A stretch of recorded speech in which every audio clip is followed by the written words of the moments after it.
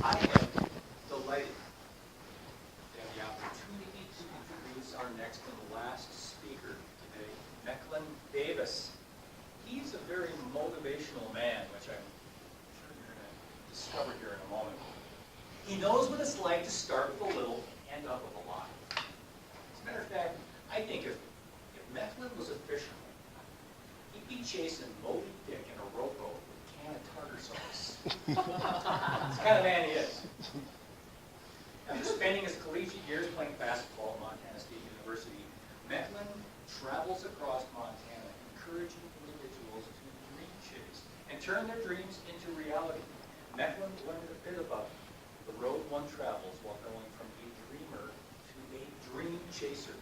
Today, he's here to share a few tips in a speech entitled The Key to the Process. After traveling across Montana, encouraging individuals to dream chase and turn their dreams into reality. So here he is today with a few tips titled The Key to the Process. Thank you, sir. Appreciate it. Thank you for that highly motivational introduction. I appreciate it. Like he's already told you, we're going to turn it up a notch. So that's just me. That's what I do. That's who I am. That's how we're going to get it going. All right? That's what you have to be a good motivational speaker. Agreed? I joined Speakers Connection probably about a good year ago, maybe a little bit longer than that. And my favorite speech to give in Speakers Connection was dream chasing.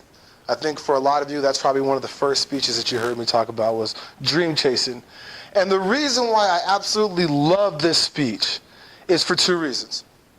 The first reason is the fact that if you follow all 5 of the steps given in the speech, you literally will take the first step that you need in going from a dreamer to a dream chaser. You literally take the first step of turning your dream into a reality.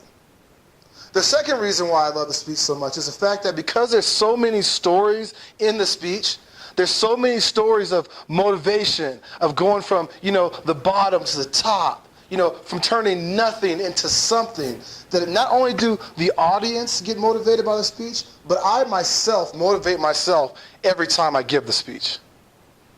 Now, one of the ultimate dream chasers that we talked about in the speech was a kid by the name of Robbie Berwick. I don't know if you guys remember him at all, but he was a little 5-year-old kid with the glasses who had a little lisp. And every time he was at one of my basketball games, we'd be like, Robbie, what do you want to be when you grow up? And, he was, a tiny kid with the glasses and the lisp. And he'd look back at you and be like, a professional basketball player. Because he couldn't talk yet, right? But year in and year out, we watched as Robbie grew. We saw the process from 5 years old to 6 years old to 7 years old when he lost the glasses, right? To 8 years old when he lost the lisp and understood how to talk to people. To 9, to 10. Till eventually last year, he played his first year at Florida State University as a true freshman. Full ride scholarship for basketball. This is the same thing that he said he was going to do back when he was 5 years old. You see, I had the honor of talking to him about 3 months ago, and I said, Robbie, I'm going to send you my speech that I have of you, with dream chasing. I want you to tell me if I left anything out. I want you to tell me if there's anything that I really need to get through to the audience. And as he looked at the speech, he hit me back about a half hour later. And he goes, Mecklen, there's 2 things that I want you to tell the audience. The first thing is that I overcame the naysayers. You see, a lot of people thought that because he was a true freshman from a small town in California, he wouldn't be able to play with the competition of Florida State University. But not only did he play this year, but he started 3 games as a true freshman. The second thing that he asked me to talk about is the fact that he was never willing to let anybody outwork him. I'm going to say that again. The fact that he never was willing to let anybody outwork him. Which leads me to why I'm here today. we're here to talk about the process, right? You see, last year when we talked about dream chasing, we talked about the 5 keys that it took to go from a dreamer to a dream chaser. We talked about the dream, right? And then we talked about turning that into a vision. And from a vision, we set goals and turn those into plans. And from the plan, we have to execute the plan with confidence and faith. And once you do that, you take your first step, right? Like I talked about earlier, into going from a dreamer to a dream chaser. But see, what I didn't talk to you guys about was the process. You see, what I failed to talk to you about was what happens when you take that first step. When you take all 5 of those keys of dream chasing and actually get on the road to success. You see, for some reason in our minds, society, television, has it to where the process is easy, right? It's as easy as just going down the yellow brick road to Oz, right? Skipping all the way down, and you're there. I know in my mind, as a young male, I thought it was as easy as just, the genie wish. I wish the genie, this is what I want to do, and it's right there. But see, what you have to realize is the process is a struggle. The process of going from a dreamer to a dream chaser is difficult. There's going to be great lows that you're going to have to literally climb yourself out of. Kind of like that rope that you had to climb in 7th grade for the physical fitness test. And you used to see the kids that actually had the nice technique that can go up, wrap their leg around the rope, kind of catapult themselves up. I was the kid that, was just all upper body strength trying to struggle at the very top, right? But there's going to be moments in your life where you're going to be that kid on that rope in 7th grade struggling to achieve your goal. And that's going to cause great pain, great agony, right? But then there's going to be times when you're actually going to reach that mountaintop and climb out of that hole, and you're going to see everything. You're going to see more. You're going to learn. You're going to be very, very excited in the triumph. And then there's going to be the occasional life lesson that life is going to force you to choke down like a warm shot of tequila, whether it's the loss of a family member, a terminal illness, the loss of a job. But see, the key to the process is constantly making progress. I'm going to say that again. The key to the process, the key to going from a dreamer to a dream chaser, the key of turning your dream into a reality is making progress on that road, on that process, right? You have to make progress. How many times have you heard the analogy, you get knocked off the horse, what? You dust yourself back off, and then you get right back on the horse and you ride again, right? Or how many times have we heard it, fall down 7, get up 8? And that's really easy to think about, logistically, okay, yeah, I fall down, I get back up. But you and I both know that life doesn't just work that way. You might have actually broken your leg when you fell off that horse. You might take time for it to have to mend before you get back on that horse, right? There might be an extra, stage now that you have fallen. But the key is to continue to make forward progress. Now, in order to make progress for me on my process in becoming a motivational speaker, I had to actually look up the definition of process. All right? And I wrote it down for you guys today because I really wanted to sink in with you guys. Okay? And there was 3 words that I picked up out of the definition of process that has helped me and continues to help me on my daily journey. Okay?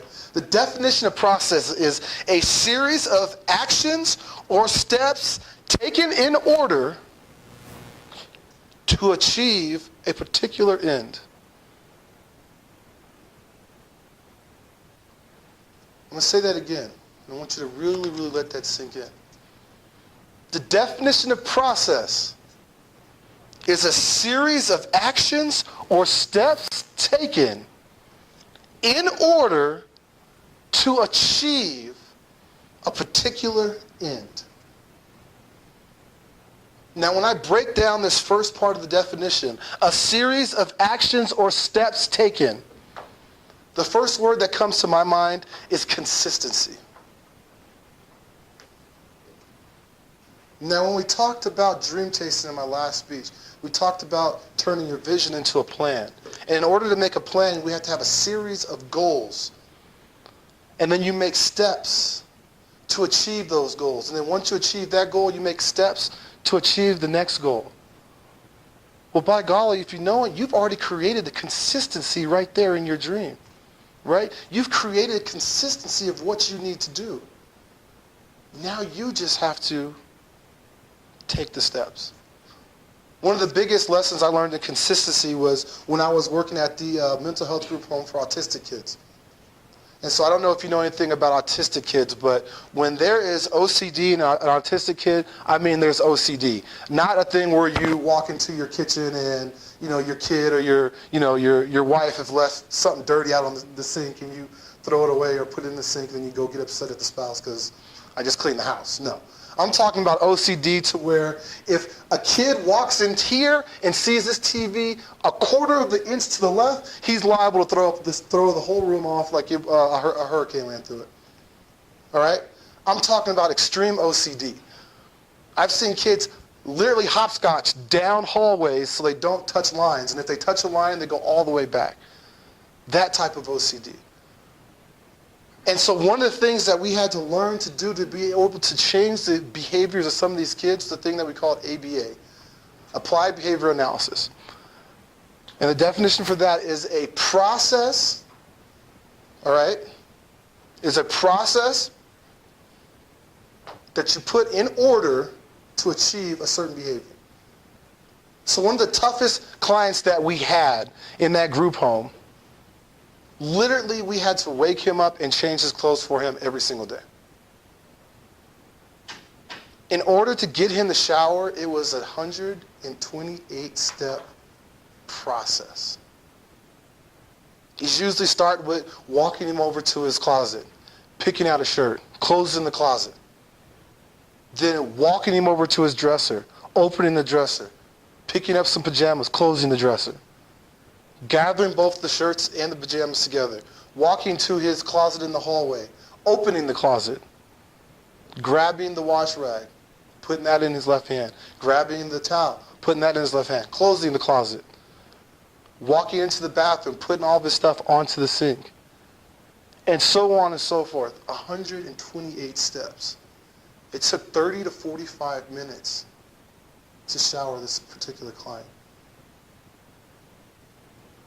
Each night, day in and day out, a specific staff member had to go through this process of showering the client 30 to 45 minutes. But what we realized as a staff is when everyone was consistent with all 128 steps, the process went from 30 to 45 minutes to 20 to 25. Because we were so consistent, he was starting to remember some of the steps without us having to do them for him. But you can tell when the consistency wasn't there with the staff members, because when you went to go do a specific step, all hell would break loose and there would be a tornado in the bathroom. And so I challenge you guys to take that same analogy and look at your dream and your process and what road you're taking to achieve your dream. Are you not making the progress that you wish that you wanted to make on the process? Are you going a little slower? Are there hiccups? Are there things on the road that are just too much of a distraction for you to where your process isn't going at the speed that you want it to? Well, I challenge you guys this week to look at your consistency. I challenge you to look at the goals that you had set. I challenge you to look at the steps that you have set to go to each goal. And I challenge you to see, are you being consistent in taking those steps? Because when we're consistent, that shower, right, with the client goes a little bit quicker. When we're consistent, you make steps of a 5-year-old with a list of glasses all the way to a Division I scholarship athlete. When you're consistent with your goals, the progress goes a little bit more smoothly. And if we're not making the progress that we wanted, maybe there's a problem with the consistency. Maybe there's a problem with us following through with the steps that we're taking. I know I had 2 other words that I wanted to talk about with the definition of process, but I'm going to save that for a later speech. For this week and for this speech purposes, I really want us to look at the consistency. And if we're being consistent, the progress on the process to success will be pleasant. Thank you for having me.